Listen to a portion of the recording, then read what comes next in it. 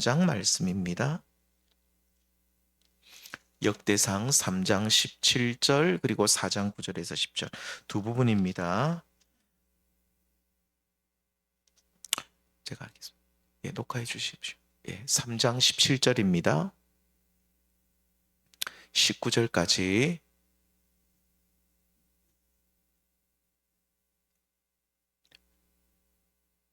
자, 3장 17절입니다. 사로잡혀 간 여고냐의 아들들은 그의 아들 스알디엘과 18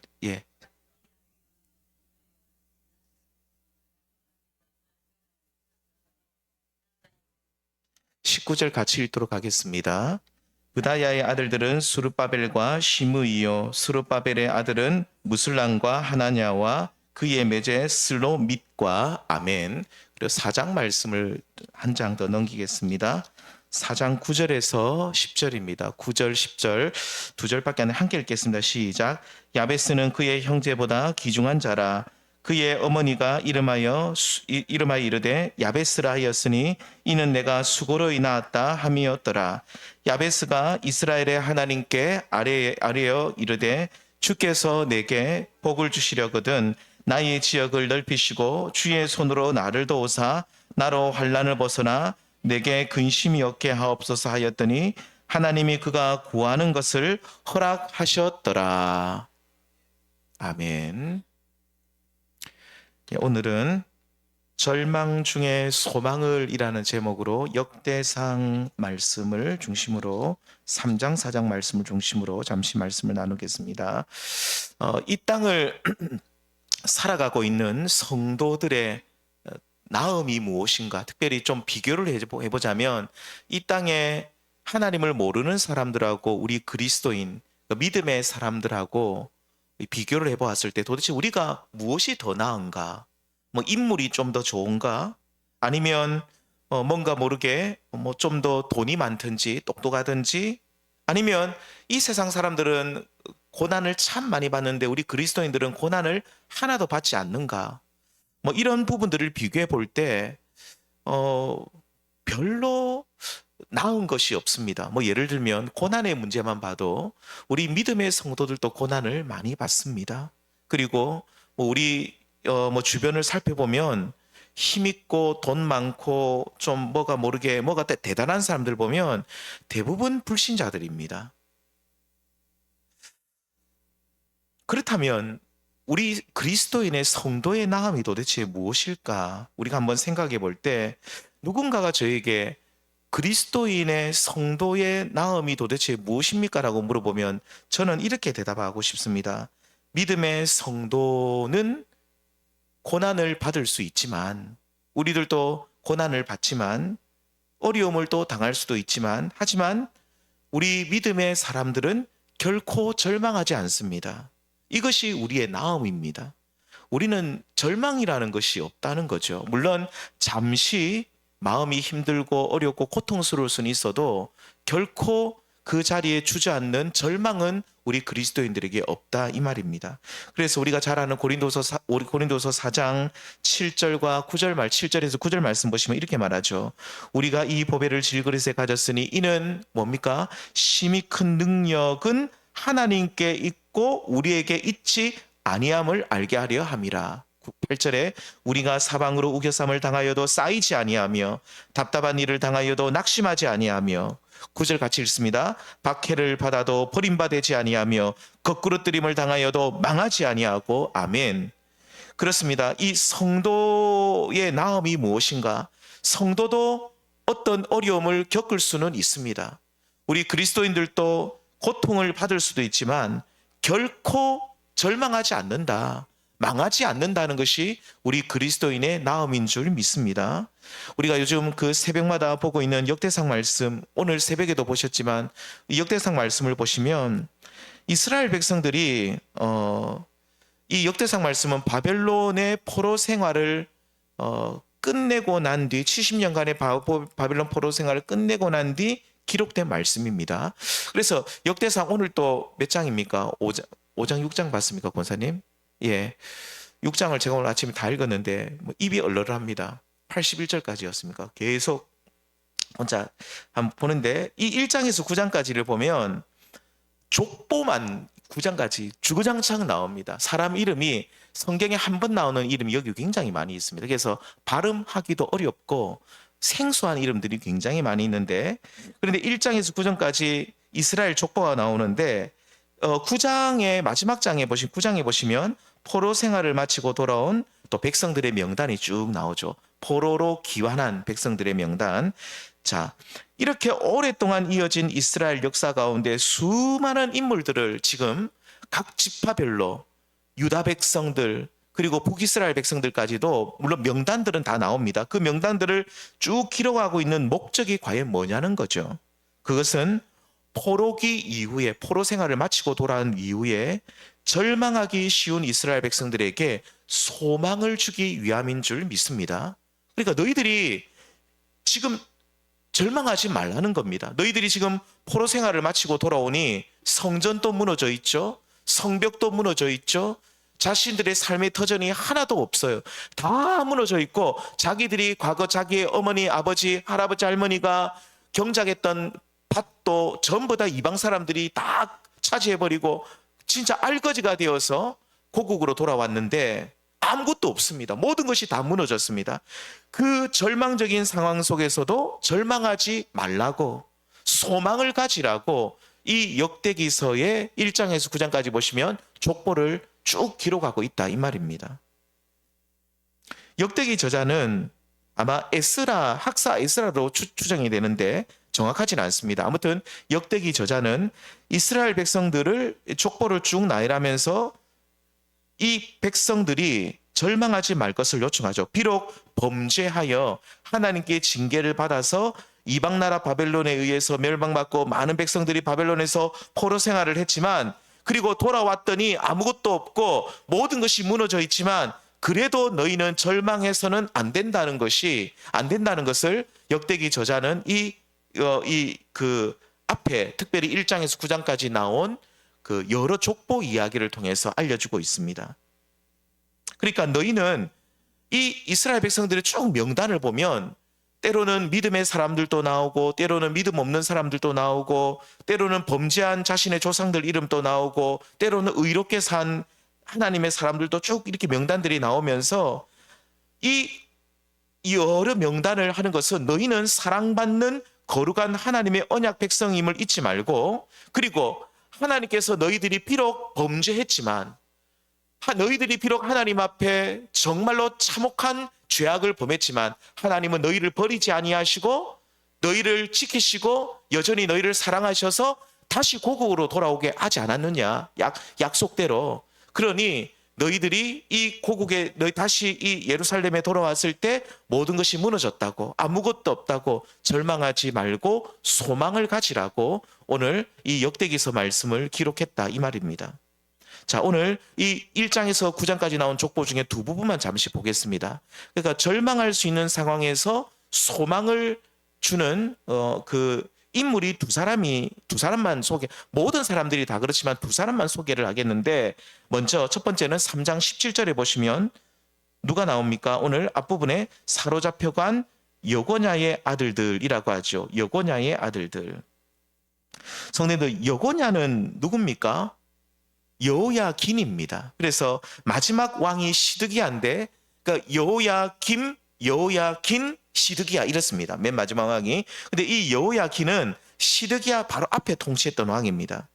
열왕기하에서는 아무튼 여호야긴이라고 하는데, 아무튼 여호야긴이든 여고냐든 이 사람이 유다가 멸망할 즈음에 바벨론의 포로로 끌려가게 됩니다. 그는 이 바벨론에 끌려가서 온갖 수모와 멸시를 당하게 되는데, 그때 그의 나이가 몇 살이냐면 18살입니다. 주전 597년에 끌려가는데 18살에 왕이 되어서 딱 3개월 통치합니다. 석 달 동안 왕으로 통치하다가 그냥 바벨론에 포로로 끌려가가지고 그곳에서 37년 동안 포로 생활을 하다가 나중에 자유를 얻습니다. 이 여고냐는 그 인생 자체가 너무너무 불운한 사람이었어요. 처음부터 그냥 왕이 되지 않았으면 이 볼모입니다. 쉽게 말하면 이 볼모로 끌려가지 않았을 것인데, 그가 이제 이 뭐 왕족이니까 왕이 될 수밖에 없죠. 이 왕이 되어서 아무튼 이렇게 하다가 이 3개월 꼴랑 3개월 통치하다가 잡혀가게 되어서 그 먼 바벨론 땅에서 자신의 고향으로 돌아오지 못하고 37년 동안 그곳에서 힘들게 살았는데 어쩌면 이스라엘 역대 왕들 중에 가장 불행한 왕이라고도 볼 수 있죠.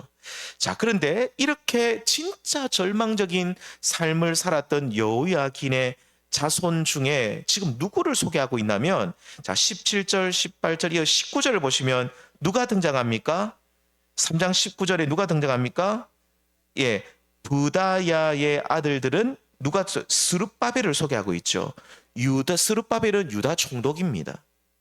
그러니까 스룹바벨은 학개서 1장 1절에 따르면 유다 총독인데 그는 1차 포로 귀환 때 주도적으로 백성들을 다 데리고 고국으로 돌아가는 일을 했던 사람이 바로 스룹바벨입니다.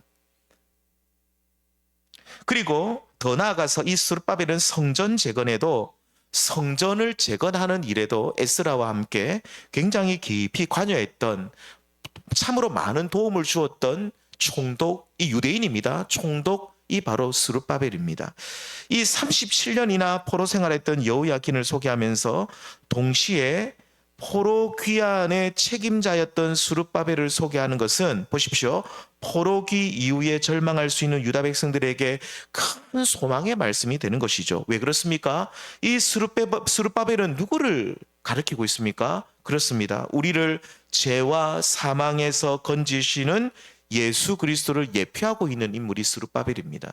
구약 성경에 보면 예수님을 보여주는 그림자 역할을 하는 인물들이 몇 사람 있죠. 우리가 뭐 대표적으로 잘 아는 요셉도 그렇죠. 요셉이 옥살이를 하고 팔려가고 예수님도 은 30냥에 팔려가듯이 이 요셉도 팔려가고 뭐 비슷비슷한 사람 다윗도 그렇고요. 예수님하고 비슷한 그림자들이 많이 나오는데 그 중에 한 사람이 또 바로 이 스룹바벨입니다. 이 스룹바벨이 유다 백성들의 포로 귀환을 책임졌죠. 이 포로 생활은 사망이요. 포로 생활은 그들에게 고통이었습니다. 그런데 이 스룹바벨이 사망과 고통 중에 있는 백성들을 다 데리고, 물론 전부는 아닙니다. 1차 포로 귀환이라서 상당수의 많은 백성들을 데리고 유다로 예루살렘으로 돌아갔기 때문에 마찬가지로 이 예수 그리스도께서 죄에 빠져 죽음에서 헤매고 있는 우리, 사망과 저주 가운데 살아가고 있는 우리들을 책임지시고 우리를 건져주시는 분이심을 우리에게 알려주고 있는 것이죠. 그래서 이 스룹바벨을 보면은 누구를 볼 수 있냐면 우리를 죄와 사망의 권세에서 해방시키셔서 의의 나라로 우리를 인도해 주신 예수 그리스도를 볼 수 있다, 이 말입니다. 결국 37년간 18살에 그 왕이 되어서 딱 3개월 통치하다가 37년 동안 포로로 끌려갔던 여호야긴의 그 모습은 정말 절망이죠. 어떻게 이 인생을 이렇게 불쌍하게 살아갈 수 있을까? 정말로 불행한 삶으로 우리는 여호야긴을 볼 수 있지만 그의 후손 가운데 스룹바벨은요, 척박한 땅에서 우물 돋우는 연한 순처럼 절망 중에 빠져있는 성도들에게 소망을 주는 인물인 것을 우리는 알 수 있습니다. 성도님들, 오늘 우리가 이 땅에서 절망하지 않고 살아갈 수 있는 비결 하나밖에 없습니다. 뭡니까?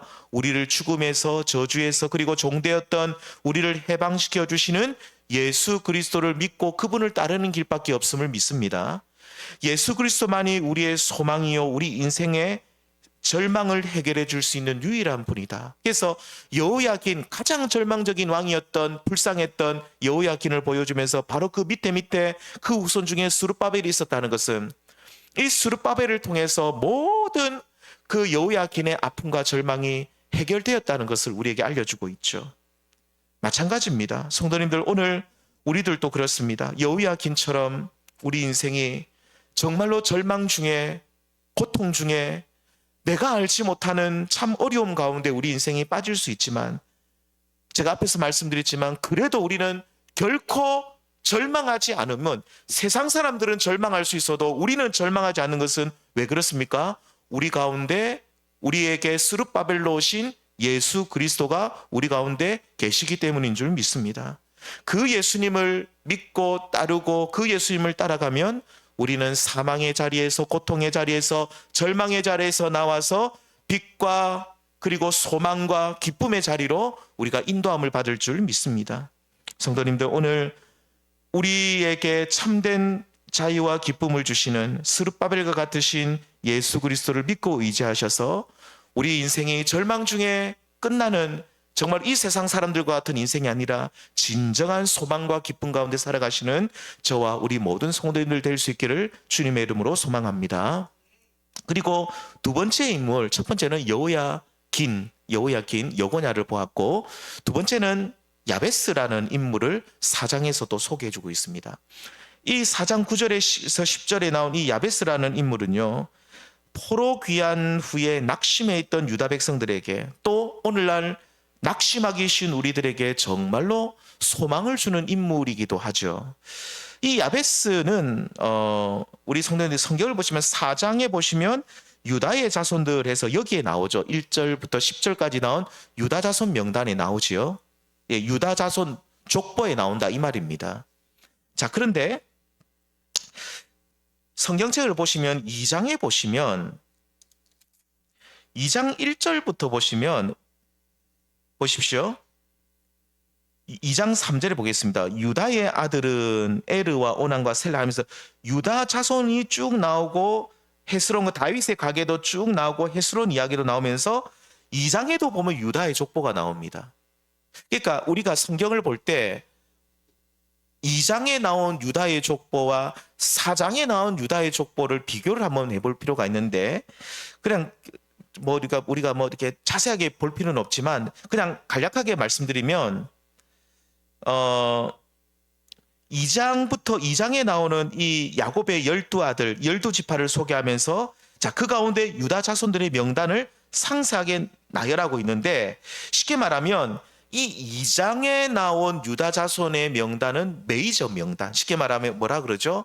주요 명단, 굉장히 딱 유다 자손 중에 딱 유명한 사람들, 딱 무조건 알아야 되는 아주 뛰어난 사람들만 2장에 이렇게 쭉 나열을 하고 있어요. 그래서 4장에 오늘 여기에 야베스가 포함된 4장에 나온 이 명단은 주요 명단이 아니라 이것을 뭐라고 말하냐면 부가 명단, 하위 명단이라고도 부르고 있습니다. 그러니까 2장에서는 유다의 직계 자손들이라고 보면 됩니다. 바로 유다와 직계 혈통들, 그 자손들의 명단, 그 주요 유다 자손 지파, 유다 지파의 유다의 후손들이고, 4장에서는 이 4장에 나온 이 사람들의 이름은, 유다 지파의 이름은 다른 성경에는 안 나와요. 그래서 이 4장에 나온 이 명단들은 비직계 자손들, 뭐 소위 말하면 변방에 속한 자손들이라고도 볼 수 있습니다. 이렇게 연례 자손입니다. 2장은 유다의 직계, 그러니까 메이저, 딱 주요 명단. 4장에 나온 유다 지파는 여기에 들기는 조금 민망하고 좀 부끄러운 사람들, 그런 사람들의 명단이 4장에 나오는데, 그 4장의 연례 자손 가운데 누가 소개되냐면 야베스가 소개되고 있다 이 말입니다. 그래서 이 야베스라는 이름의 뜻이 성도님들 무슨 뜻입니까? 예, 고통, 수고, 이런 뜻입니다. 왜 고통이라는 이름을 지었을까? 예를 들면 우리가 아이를 낳았는데 이름을 김고통 이러면 이상하잖아요. 김수고 이러면 좀 그렇잖아요. 제가 아는 분은 진짜 이름이 죽자가 있습니다. 그분은 정말로 예수님 안에서 죽은 사람이에요. 그 권사님인데 아마 돌아가셨을 거면 제가 한 20몇 년 전에 저기 서울에 사회 갈 때 그 권사님이 참 훌륭한 권사님. 그래가지고 우리 그 목사님도 축자 권사님 이러거든요. 일부러. 근데 참 훌륭한 신분이었어요. 그분은 정말로요. 그래서 그 이름대로 날마다 자기를 죽이고 진짜 그럼 성품이 너무너무 훌륭하신 분이었어요. 모든 성도들이 그 권사님을 다 좋아했습니다. 자, 그런데 보통은 제가 볼 때는 그 옛날 어르신들 이름 보면 조금 그런 이름들 보면 대부분 뭐 이야기가 스토리가 비슷하죠. 뭐 우리 이웃 아저씨한테 저기 가서 그 면회 가서 그 출생신고 하라 했는데 술을 한 잔 거하게 해가지고 잘못 적었다. 대부분 그런 거거든요. 그리고 면석이가 그날따라 뭐 술을 한 잔 했는데 꼭 술 이야기 되랍니다. 면석이가 해롱해롱 해가지고 잘못 적었다. 뭐 이런 이야기들이잖아요. 자, 그런데 보통 그렇지 않으면 이름을 뭐 수고 고통이라는 이름을 하지 않죠. 그런데 수고와 고통이라는 이름을 했던 이유는 두 가지 이유로 우리가 볼 수 있습니다. 첫 번째는 어머니가 야베스를 낳을 때 너무 힘들었다는 거죠. 상고의 고통이 너무너무 커서 그 아이가 태어날 당시 너무 엄마가 힘들어서 너는 고통이라고 해라. 너는 수고라고 해라. 이름을 부모님이 그래 지어줬을 거다. 라고 생각할 수, 그렇게 우리가 보통 우리가 그렇게 볼 수 있고, 아니면 또 한 가지는 이 아이가 태어났을 때, 이 야베스가 태어났을 때 이상하게 집안에 우환이 많았다는 거죠. 너무 고통스러운 일이, 너무너무 힘든 일이 많아서 얘가 태어나기 전에는 우리 집에 그래도 뭐 그렇게 나쁜 일이 없었는데 얘가 태어나자마자 집안에 무슨 어려운 일들이 이래 많이 생겨나고 우환이 있었는지, 그래서 부모님이 보통 유다 사람들도 우리나라 사람하고 똑같이 부모가 이름을 짓습니다. 너무너무 이 집안에 힘든 일이 많이 생기니까 야, 니는 그냥 이름을 고통이라 해라. 수고라 해라. 아마 그래서 야베스라고 이름을 지어주지 않았나. 두 가지죠. 하나는 부모님이, 엄마가 너무 이게 출산의 고통이 심해서 애를 낳는데 너무 난산을 해서, 아니면 두 번째는 태어나자마자 집안에 너무너무 안 좋은 일들이 많이 생겨서. 자, 정리해보면 이렇습니다. 야베스는 유다 지파 직계 자손이 아니라 먼 변두리, 이름 모를 유다 지파 가운데 그 가장 변방에 속한 소외받는 인물이었고요. 또한 그는 많은 사람들에게 저 아이는 고통이다, 고난이다라고 말을 들을 만큼, 쉽게 말하면 재수 없는 아이다, 이 말입니다. 사람들이 야베스를 볼 때, 이름을 부를 때마다 참 재수 없는 아이, 정말로 재수 없는 아이구나라는 정말로 불운을 가지고 태어난 아이였죠. 그래서 야베스는 사회적으로도 소외받고 태생적으로도 고난을 많이 받고 고생할 인생으로 태어났던 사람이 이 야베스였습니다. 소위 말하면 오늘날 그냥 팔자 사납게 태어났다라고 사람들이 말하는 소위 그런 사람이 바로 야베스였죠. 이러한 야베스는 절망의 표본이었습니다. 이 야베스야말로 절망이죠. 이 야베스는 이스라엘 백성들이 포로 생활을 마치고 돌아왔을 때 그 모습을 가장 잘 보여주는 인물이 야베스였어요. 이스라엘 백성들이 수고와 고통, 야베스 그 자체였습니다. 70년간의 포로 생활을 마치고 돌아왔더니 고국에 남은 것은 하나도 없고, 성전도 무너져 있고 성벽도 무너져 있고, 이방 사람들이 다 들어와 가지고 자기 부모님, 아버지, 할아버지가 가지고 있었던 전답과 모든 전토를 다 빼앗아 가지고 거기다 농사 짓고 살고 있고, 가축은 하나도 없고 짐승들이 막 들어와서 함께 살고 있고, 그 정말로 절망적인, 돌아왔을 때 그 상황, 그것이 진짜 야베스였죠. 이스라엘 포로 귀환 후에 이스라엘 백성들이 진짜 야베스였습니다. 그런데 이 야베스는요, 사람들이 야베스를 향해 손가락질했죠. 너는 불운이다. 너는 재수 없는 놈이다. 너는 정말로 이 인생에, 여기에 태어나지 말아야 할 인생이었다라고 사람들이 절망했을 때 그는 하나님께 기도로 나아갑니다. 사람들이 나에게 그렇게 말하든 말든 나의 복의 원천은 우리 하나님이다 라고 고백하면서 그는 하나님께 이렇게 기도를 드리죠. 10절 말씀입니다. 같이 한번 읽겠습니다. 시작. 야베스가 이스라엘 하나님께 아뢰어 이르되, 주께서 내게 복을 주시려거든 나의 지역을 넓히시고 주의 손으로 나를 도우사 나로 환난을 벗어나 내게 근심이 없게 하옵소서 하였더니 하나님이 구하는 것을 허락하셨더라. 하나님이 그가 구하는 것을 허락하셨더라. 아멘. 그가 사람들에게 저주받은 인생이라고 낙인이 찍혔죠. 모든 사람들이 재수없는 사람이라고 야베스를, 그렇게 심지어 그의 부모마저 재수없는 아이라고 부를 때에 그는 누구에게 복을 구합니까? 부모님에게 복을 구합니까? 사람들에게 은혜를 구합니까? 아닙니다. 그는 복의 원천이 되시는 하나님께 복을 구하죠. 그는 절망으로 몰아넣고 있는 모든 사람들의 그 손가락질, 사람들이 그를 향해 너는 저주다, 너는 너는 수고다, 너는 재수 없는 아이다라고 할 때에 그 모든 사람들의 그 모든 그 손가락질을 거부하면서, 그 낙인 찍힌 그 모든 사람들의 그 나쁜 시선들을 거부하면서 나의 삶은 하나님께서 회복시켜 줄 수 있다, 하나님께서 나의 절망적인 상황을 변화시켜 줄 수 있다는 믿음으로 하나님께 기도를 드리고 있습니다. 주께서 내게 복을 주시려거든 나의 지역을 넓히시고 주의 손으로 나를 도우사 나로 환난을, 이제 나에게 고통과 이 수고에서 벗어나 내게 근심이 없게 하여 주십시오라고 기도를 드립니다. 그는 사람들에게 너는 절망적인 인생이요, 고통스러운 인생이라고, 너는 불운한 존재라는, 너는 진짜 재수없는 인생이라고 그런 말을 들었지만 그는 여기에 절망하지 않고, 절망할 만하잖아요. 부모님도 그를 야베스라 불렀고 사람들도 그를 보면서 너는 재수없는 놈이라 불렀지만 그는 여기에 절망하지 않고 그 눈을 하나님께로 들어서 복의 원천이신 하나님께 복을 구하죠. 나의 지경을 넓혀주시고 내가 하는 모든 일에 복을 주시고, 나로 지금 내가 너무 고통스러운 이 상황 속에 있지만 하나님, 지금 사람들이 나를 보면서 너는 네 이름대로 살고 있다라고 사람들이 나에게 손가락질하지만 하나님, 지금 이 나의 이 환난에서 벗어나 근심이 없게 해주십시오라고 그는 간절히 기도하고 있는 것을 보게 됩니다. 사랑하는 성도님들, 오늘 우리들도 이 땅에서 이러한 야베스의 기도를 드릴 수 있는 저와 우리 모든 성도님들 되기를 바랍니다. 그리스도인은 누구로부터 복을 받습니까? 하나님께로부터 복을 받습니다. 우리의 복의 원천은 하나님께 있습니다. 복의 근원 강림하사 찬송하게 하소서. 우리 하나님이 복의 근원이 되시죠. 우리의 소망도 하나님께 있습니다. 세상 사람들은요, 자신의 운명을 태어난 해, 달, 년, 시 해가지고 이 4개의 기둥 밑에 또 2개씩 붙어 있잖아요. 그거를 팔자라 그러잖아요.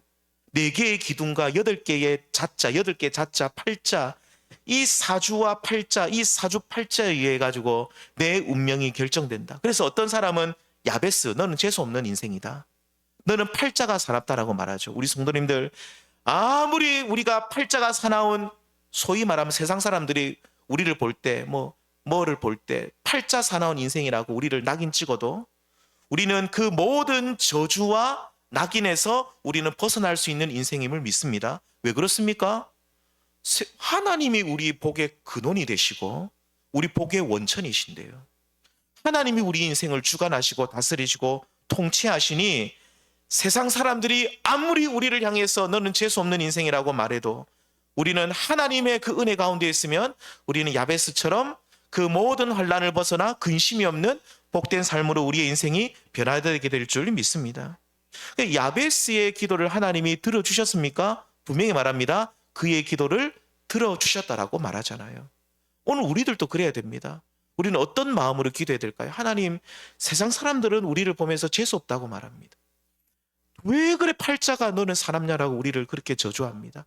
하나님, 하지만 하나님이 나의 복의 근원이 되시니 오늘 또 하나님을 바라봅니다. 그러면서 하나님, 나의 이 모든 환난을 벗어나 하나님 다시 한번 내 인생을 회복시켜 주십시오. 세상 사람들이 나를 향해 야베스라 부르지 않도록, 나를 보면서 너는 정말 하나님께 복받은 인생이라고 그렇게 우리를 부를 수 있도록 하나님, 우리를 다시 한번 일으켜 달라고, 그렇게 야베스처럼 복의 근원 되신 하나님만 바라보고 그 하나님께 기도하시는 우리 모든 성도님들 될 수 있기를 주님의 이름으로 축원합니다. 우리 이 시간 잠시 기도드리겠습니다. 우리도 이 시간 야베스처럼 하나님 앞에 기도를 드립시다. 우리 성도님들, 이 세상 사람들은 그렇습니다. 자신의 모든 복은 자신의 운명에 달려있다, 내 사주팔자에 내 인생이 달려있다라고 세상 사람들은 세상 사람들은 어쩔 수 없습니다. 하나님을 안 믿으니 당연히 자신의 인생이 사주팔자에 달려있는 거죠. 하지만 우리는 하나님을 믿고 우리는 복의 근원 되신 하나님을 믿고 따르는 인생들이니 오늘 또 우리는 야베스처럼 기도합시다. 하나님, 주께서 오늘 우리에게 복의 복을 다하여 주시고 나의 지역을 넓혀주시고 주의 손으로 나를 도우사 나로 환난을 벗어나 내게 근심이 없게 하여 주시옵소서. 하나님, 우리를 이 야베스에서 벗어나서 우리가 정말로 우리가 이 수고와 고통이라는 이름에서 벗어나서 우리의 인생에 하나님 앞에 복받은 인생이 되게 해주십시오 라고 하나님 앞에 우리가 야베스처럼 하나님 앞에 말씀을 붙들고 잠시 기도하시고, 또 한 가지 더는 주님